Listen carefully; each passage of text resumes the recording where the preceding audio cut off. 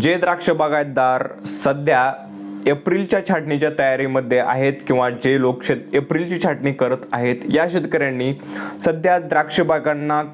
ची काढणी होऊन द्राक्षगडांची काढणी होऊन 20 ते 25 दिवसांचा काळ झाला असेल तर या ठिकाणी तुमचा विश्रांतीचा काळ पूर्ण झालेला आहे आणि या काळामध्ये आपल्याला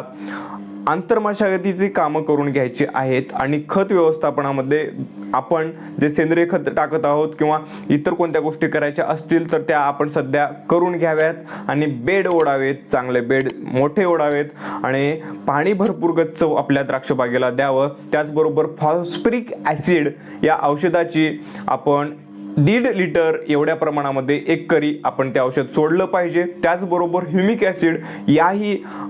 औषधाची आपण ड्रिपद्वारे आळवणी करणं गरजेचं आहे। या गोष्टी आपण पांढऱ्या मुळीच्या विस्तारासाठी, पांढऱ्या मुळींच्या प्रचंड अशा विस्तारासाठी करून घेणं खूप